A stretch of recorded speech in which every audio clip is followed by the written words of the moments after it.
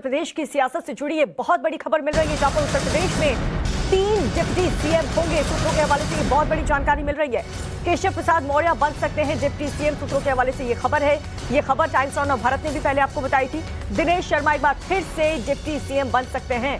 बेबी रानी मौर्य भी deputy CM बन सकती है। यानी कि उत्तर प्रदेश में पहले जब 2 उप मुख्यमंत्री हुआ करते थे, अब खबर ये मिल रही है, सूत्रों के हवाले से जानकारी ये मिल रही है कि उत्तर प्रदेश में 3 डिप्टी सीएम हो सकते हैं। सूत्रों के हवाले से ये खबर आपको बता रहे हैं। कल उत्तर प्रदेश में शपथ ग्रहण समारोह होना है, भव्य तैयारी वहां पर की जा रही है और कई अहम बैठकें हुई हैं मंत्रिमंडल को लेकर के। और इसी बीच मंथन होने के बाद ये फैसला लिया गया है कि हो सकता है कि उत्तर प्रदेश में 3 डिप्टी सीएम बनाए जाएं। पहला नाम डिप्टी सीएम केशव प्रसाद मौर्य का है।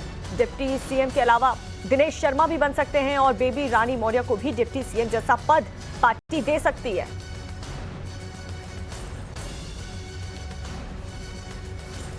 तो उत्तर प्रदेश में 3 डिप्टी सीएम होंगे। सूत्रों के हवाले से ये बड़ी जानकारी मिल रही है। उत्तर प्रदेश में अब तक 2 डिप्टी सीएम रहे, लेकिन इस बीच अब ये खबर मिल रही है। हालांकि इस बीच कल तक ये कंफर्म भी हो जाएगा, साफ हो जाएगा। आज भी बैठकें होनी है। उत्तर प्रदेश की राजनीति में जबरदस्त हलचल इस वक्त देखने को मिल रही है और ये खबर मिल रही है कि ये फैसला लिया गया है अधिकारियों की तरफ से, नेताओं की तरफ से, कि उत्तर प्रदेश में 3 डिप्टी सीएम बनाए जा सकते हैं। केशव प्रसाद मौर्य डिप्टी सीएम बन सकते हैं। मनीष ज्यादा जानकारी के साथ जुड़ चुके हैं। मनीष, क्या इंफॉर्मेशन मिल रही है? बताया जा रहा है कि 3 उप मुख्यमंत्री हो सकते हैं उत्तर प्रदेश में।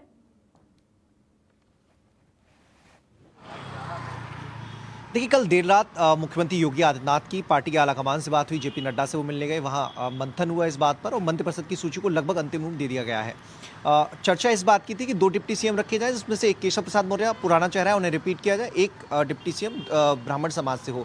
लेकिन अब 2024 के लोकसभा चुनाव को ध्यान में रखते हुए अति पिछड़ा, दलित और सवर्ण, इन तीनों को साधने की कवायद बीजेपी कर रही है। तो 3 डिप्टी सीएम बनाकर इन तीनों वर्गों को साधने की कोशिश इस मंत्रिपरिषद विस्तार से की जाएगी, मंत्रिपरिषद से की जाएगी। केशव प्रसाद मौर्य चूंकि मौर्य समाज से आते हैं और बड़ी तादाद है मौर्य समाज की, साक, सैनी, कुशवाहा, ये सहोदर जातियां हैं और लगभग 8 से 11% इनकी संख्या है। तो ऐसे में केशव प्रसाद मौर्य को दोबारा डिप्टी सीएम पद पर वापस लाने की तैयारी की जा रही है। दिनेश शर्मा को भी लगभग सहमति बन गई है कि उन्हें डिप्टी सीएम पद पर दोबारा रखा जाए। और इसके अलावा बेबी रानी मौर्य, जो कि उत्तराखंड की राज्यपाल थी, तो उन्हें भी दलित वर्ग को साधने के लिए डिप्टी सीएम बनाया जाए। तो ये मंथन कल देर रात हुआ है मुख्यमंत्री योगी आदित्यनाथ के साथ दिल्ली में जो बैठकें हुई हैं। और अब देर शाम तक ये पूरी तस्वीर साफ हो जाएगी कि कौन कौन डिप्टी सीएम बनेंगे, कितनी संख्या रहेगी, मंत्रिपरिषद में बाकी जो सदस्य हैं उनमें कौन कौन से बड़े नाम हैं जो शपथ ग्रहण करने वाले हैं। और आज 4 बजे विधानमंडल दल की विधायक दल की बैठक होने वाली है, जिसमें जो सहयोगी दल हैं उनके नेताओं को भी बुलाया गया है, उनके विधायकों को भी बुलाया गया है। 4 बजे अमित शाह और रघुवर दास की मौजूदगी में ये बैठक होगी। योगी आदित्यनाथ को नेता चुना जाएगा और पूरी संभावना इस बात की है कि डिप्टी सीएम के नामों का ऐलान भी आज हो जाएगा। केशव प्रसाद मौर्य, उनका लगभग तय माना जा रहा है। दिनेश शर्मा, उनकी भी पूरी कोशिश ये है कि प्रदेश नेतृत्व की उनको भी बतौर डिप्टी सीएम दोबारा मौका दिया जाए। और बेबी रानी मौर्य, जो कि तीसरी डिप्टी सीएम हो सकती है, उनके नाम का भी संभावना है कि इस बार शाम को ऐलान हो जाए। और जो औपचारिकता होती है, योगी आदित्यनाथ विधायक दल, मेरे सहयोगी रविकांत भी जुड़ चुके हैं। रविकांत, जैसा कि आपने कुछ दिन पहले ही बताया था कि केशव प्रसाद मौर्य को एक बार फिर से डिप्टी सीएम बनाया जा सकता है, लेकिन अब ये खबर मिल रही है कि 3 उप मुख्यमंत्री उत्तर प्रदेश में हो सकते हैं। आपके पास क्या जानकारी रविकांत?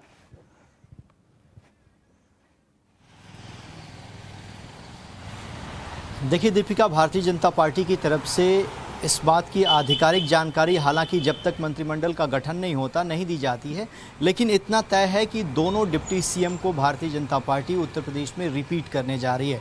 कल देर रात उत्तर प्रदेश के मुख्यमंत्री देहरादून से सीधे दिल्ली पहुंचे थे, जहां पर उन्होंने भारतीय जनता पार्टी के राष्ट्रीय अध्यक्ष जेपी नड्डा से मुलाकात की थी। और आपको याद होगा कि जो बेबी रानी मौर्य हैं,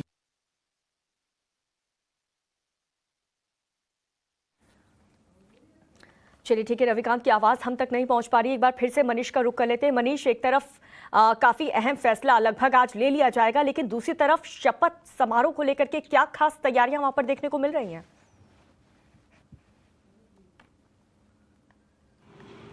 देखिए, न केवल इकाना स्टेडियम को बल्कि पूरे लखनऊ को दुल्हन की तरह सजाया गया है। हर चौक चौराहे पर आपको भगवा कर्टन नजर आएगा। 130 चौक चौराहे ऐसे हैं जहां पर बड़ी बड़ी कटआउट लगाए गए हैं, जिसमें पार्टी आलाकमान के जेपी नड्डा, प्रधानमंत्री नरेंद्र मोदी, अमित शाह, रक्षा मंत्री राजनाथ सिंह और योगी आदित्यनाथ के कटआउट आपको नजर आएंगे।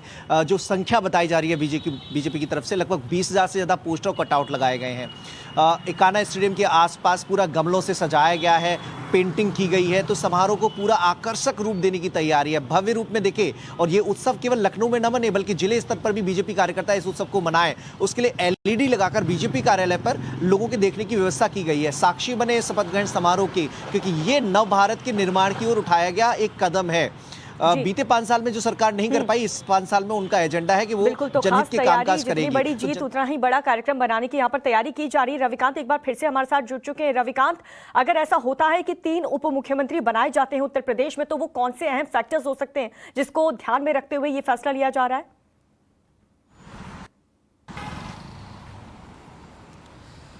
देखिए, अगर 3 उप मुख्यमंत्री बनाए जाते हैं तो उसके पीछे भारतीय जनता पार्टी की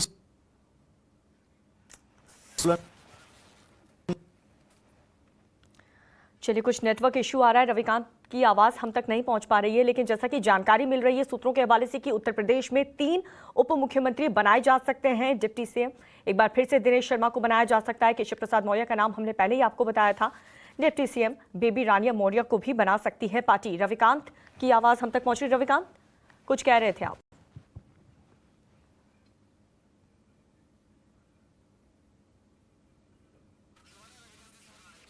रविकांत, आवाज पहुंच रही है आप तक?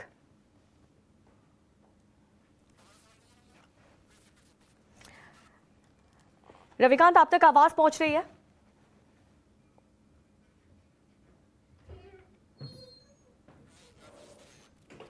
चलिए, रविकांत तक हमारी आवाज नहीं पहुंच पा रही। एक बार फिर से मनीष का मैं रुख कर लेती हूं। मनीष, जरा आप बताएं कि अगर ऐसा होता है कि 3 डिप्टी सीएम उत्तर प्रदेश में बनाए जाते हैं, तो क्या खास वो वजह रही हो सकती है? देखिए, वजह साफ है। अगर 2022 की जो जीत हुई है उसमें दलित तबके का बहुत महत्वपूर्ण योगदान रहा है। बीएसपी का वोट फीसद कम हुआ है, बीएसपी की जमीन खिसकी है और बीएसपी की जमीन खिसकने का फायदा बीजेपी को मिला है। गैर जाटव जो दलित तबका है और जाटव का भी अधिकांश तबका बीजेपी के साथ आया है। अब उसे 2024 तक बनाए रखना है। उसके लिए बहुत जरूरी है कि सत्ता में इस तबके की भागीदारी हो। हालांकि डिप्टी सीएम और कैबिनेट मंत्री के स्तर में बहुत ज्यादा फर्क नहीं होता, क्योंकि संवैधानिक जो व्यवस्था है उसमें डिप्टी सीएम जैसा कोई पद नहीं होता। लेकिन एक प्रोफाइल वाइज, एक कद वाइज जरूर एक नेता को लगता है कि वो सरकार में महत्वपूर्ण भूमिका में है। तो ऐसे में बेबी रानी मौर्य चूंकि उत्तराखंड की राज्यपाल भी रही हैं, तो ऐसे में उनका कद भी है और दलित तबके में उनकी गहरी पैठ मानी जाती है। पश्चिमी उत्तर प्रदेश से आती हैं। पश्चिमी उत्तर प्रदेश में बीजेपी ने अच्छा प्रदर्शन किया है, तो एक मैसेज पूरे प्रदेश में जाएगा। 2024 तक दलितों को साधने की बड़ी वजह बीजेपी के पास होगी। कहने को होगा कि समाज का हमने प्रतिनिधित्व दिया है। तो ऐसे में ये बहुत बड़ा कारण है बेबी रानी मौर्य को डिप्टी सीएम बनाए जाने के पीछे, जिस पर बीजेपी आलाकमान मंथन कर रहा था और लगभग इस पर सहमति बन गई है। हालांकि जानकारी सूत्रों से है, जो अंतिम मोहर है वो, जो अंतिम तस्वीर है, कल साफ हो जाएगी। अति पिछड़ा वर्ग हमेशा 2014 से देखें तो लगातार जुड़ाव उसका बीजेपी के साथ होता रहा है। 2017 की कामयाबी के पीछे भी अति पिछड़ा वर्ग जिम्मेदार था और 2019 में अगर मायावती और अखिलेश का फॉर्मूला धराशायी हुआ था तो उसके पीछे अति पिछड़ा का बीजेपी पर भरोसा होना था। अब उस वर्ग को 2024 के लोकसभा चुनाव तक साधा जाए, इसके लिए बहुत जरूरी है कि केशव प्रसाद मौर्य का सहयोग लिया जाए। चूंकि केशव चुनाव हार चुके हैं तो एक वजह पार्टी के भीतर से आवाजें उठ रही थी कि हारने वाले लोगों को मौका नहीं देना चाहिए, लेकिन उनके कद को देखते हुए, पिछड़े समाज में उनकी भागीदारी को देखते हुए और पिछड़ों पर उनकी पकड़ को देखते हुए बीजेपी आलाकमान ने यह फैसला किया है कि केशव प्रसाद मौर्य को दोबारा डिप्टी सीएम पद पर रिपीट किया जाएगा। चूंकि जब सरकार किसी दल की किसी स्टेट में होती है तो संगठन वहां बहुत ज्यादा एक्टिव नहीं रहता, तो ऐसे में दिनेश शर्मा को संगठन में भेजने की बात चल रही थी, लेकिन अब यह फैसला हुआ है कि दिनेश शर्मा की भी वापसी कराई जाए, ताकि ब्राह्मणों में जो मैसेज है, जो एक परसेप्शन बनाने की कोशिश हुई थी कि सरकार ब्राह्मण विरोधी है, बीजेपी ब्राह्मण विरोधी है, उस परसेप्शन को खत्म किया जा सके। हालांकि नतीजों ने खत्म कर दिया है, लेकिन फिर भी 2024 के ध्यान में रखते हुए पार्टी कोई रिस्क नहीं लेना चाहती, क्योंकि अभी भी भले जनादेश मिल गया हो लेकिन समस्याएं जस की तस हैं। वो मुद्दे जिनका विपक्ष लगातार जोर शोर से उठा रहा था, वो मुद्दे अभी भी बने हुए हैं। तो ऐसे में जब सरकार चले, इन मुद्दों को हल करने की कवायद की जाए तो ये तीन महत्वपूर्ण नेता अपने अपने समाज को समझाने में कामयाब रहे और जो रोड मैप है, जो एजेंडा है, उस पर आगे बढ़ने में इनका सहयोग लिया जा सके। तो ये तीन महत्वपूर्ण जो नेता हैं, इनकी डिप्टी सीएम बनाने जाने के पीछे बीजेपी इसी रणनीति के साथ काम कर रही है। अंतिम जो तस्वीर है वो कल तक साफ हो जाएगी कि कौन डिप्टी सीएम बनने जा रहा है, लेकिन जो सूत्रों से जानकारी मिल पाई है, आला कमान ने इन तीन नामों पर अपनी सहमति दे दी है। चलिए ठीक है, मनीषा बने रही हमारे साथ। रविकांत भी हमारे साथ जुड़ चुके हैं। रविकांत, अगर आप तक हमारी आवाज पहुंच रही है तो आप जो जानकारी दे रहे थे वो कंटिन्यू करें।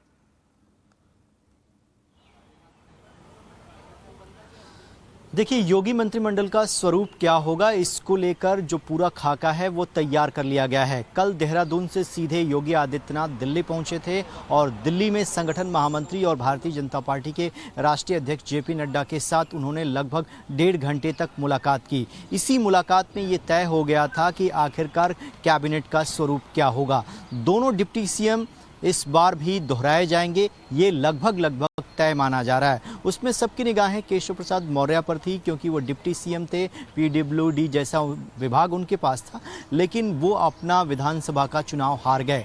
ऐसे में क्या भारतीय जनता पार्टी हारे हुए व्यक्ति को कैबिनेट में दोबारा जगह देगी या नहीं, इस पर ये सवाल बना हुआ था। लेकिन अब सूत्र ये बताते हैं कि मौर्य की कैबिनेट में वापसी हो रही है और जिस पद पर थे उसी पद पर उनको दोबारा यहाँ पर कल ओथ दिलाई जा सकती है। दिनेश शर्मा को लेकर बहुत सारे कयास लगाए जा रहे थे कि उन्होंने क्या इस बार उनको ड्रॉप किया जा सकता है या उनकी जगह पर किसी और को डिप्टी सीएम बनाया जा सकता है। तो जानकारी ये मिल रही है कि हो सकता है कि डिप्टी सीएम की संख्या 2 से बढ़ाकर 3 कर दी जाए, जैसा मनीष कह रहे थे, क्योंकि जो पावर होता है वो सीधे तौर पर मुख्यमंत्री के हाथ में होता है और कैबिनेट का जो रैंक होता है वो डिप्टी सीएम के रैंक के लगभग इक्विवेलेंट होता है। लेकिन बेबी रानी मौर्य जो कि उत्तराखंड की राज्यपाल थी, उनको कहा गया कि आप जो है राज्यपाल के पद से इस्तीफा दीजिए और आकर यहां पर उत्तर प्रदेश में विधानसभा का चुनाव लड़िए। तो पार्टी के लिए उन्होंने राज्यपाल के पद से इस्तीफा दिया,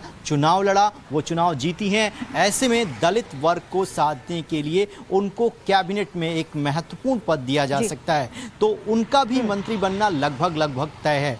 अगर मंत्रिमंडल के और स्वरूप की बात करें तो चर्चा इस बात को लेकर हो रही है कि प्रधानमंत्री कार्यालय में ए.के. शर्मा इंपॉर्टेंट पोजीशन पर थे पिछली बार ही। आप और मनीष दोनों हमारे साथ बने रहिए, लेकिन दर्शकों को बता दें कि आखिर वो कौन से 3 नाम हो सकते हैं जिन पर एक बार पार्टी भरोसा कर सकती है। डिप्टी सीएम की बात करें तो 3 चेहरे, 3 नाम इस वक्त फिलहाल सबसे आगे चल रहे हैं। केशव प्रसाद मौर्य, दिनेश शर्मा, बेबी रानी मौर्य। सूत्रों के हवाले से ये जानकारी मिल रही है कि इस बार उत्तर प्रदेश में 2 नहीं बल्कि 3 उप मुख्यमंत्री बनाए जा सकते हैं, जिसमें यही वो 3 चेहरे हैं जिस पर पार्टी भरोसा कर सकती है, एक बार फिर से विश्वास जता सकती है। तो केशव प्रसाद मौर्य का नाम साम है, लेकिन केशव प्रसाद मौर्य पर आखिर पार्टी दाव क्यों लगा रही है? गैर यादव ओबीसी का बहुत बड़ा चेहरा है, बहुत बड़ी भूमिका इन्होंने निभाई है। इसके अलावा पिछड़ों को पार्टी के साथ बनाए रखने में भी काफी महत्वपूर्ण किरदार केशव प्रसाद मौर्य का रहा है। मिशन 2024 की बात करें तो मिशन 2024 के समीकरण पर खास तौर पर ध्यान है, फोकस है और उसी के बाद सभी फैसले लिए जा रहे हैं। मिशन 2024 के समीकरण पर ध्यान रखते हुए ये फैसले लिए जा रहे हैं, जिसमें केशव प्रसाद मौर्य पर पार्टी एक बार फिर से भरोसा जता सकती है, क्योंकि सिरातू से तो वो चुनाव हार गए थे, लेकिन अभी भी उनका जो औहदा है पार्टी में वो काफी ज्यादा बड़ा हो सकता है। तो रविकांत और मनीष लगातार हमारे साथ बने हुए हैं। रविकांत, यही सबसे बड़ा सवाल है कि आखिर वजह क्या रही, क्योंकि चुनाव कोई भी हो उसे पार्टी हल्के में नहीं लेती भारतीय जनता पार्टी। फिर तो 2024 में लोकसभा चुनाव होने, क्या उसी को देखते हुए यह फैसला लिया गया कि उत्तर प्रदेश में अब 3 डिप्टी सीएम होंगे?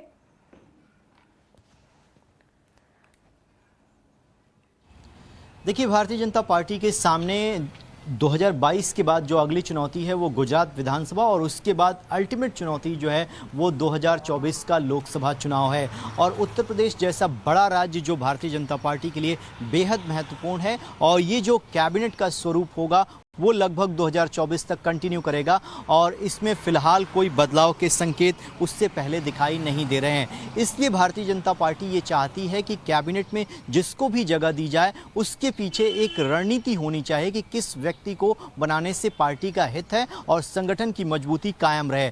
ऐसे में हमने देखा कि 2014 से लेकर केशव प्रसाद मौर्य ने प्रदेश की कमान संभाली, वो पार्टी के प्रदेश अध्यक्ष रहे। उसके बाद 2017 से वो लगातार उप मुख्यमंत्री के पद पर रहे और बीजेपी ओबीसी चेहरे को प्रमोट कर रही है और उत्तर प्रदेश में ओबीसी चेहरों में वो एक बड़े नेता माने जाते हैं। भले ही वो चुनाव हार गए, लेकिन ओबीसी वर्ग में ये मैसेज ना जाए कि भारतीय जनता पार्टी ने हमारे नेता को हारने के बाद एक तरीके से दरकिनार कर दिया। और प्रधानमंत्री लगातार जो पिछड़ा वर्ग है, दलित वर्ग है, ओबीसी, उसके उत्थान की बात कर रहे हैं। ऐसे में बीजेपी बड़ा दिल दिखाते हुए अगर डिप्टी सीएम को दोबारा बनाती है तो ये एक बहुत अच्छा मैसेज जाएगा पार्टी के कैडर में, उस वर्ग में, कि बीजेपी ने हारने के बावजूद केशव प्रसाद मौर्य को उचित सम्मान दिया।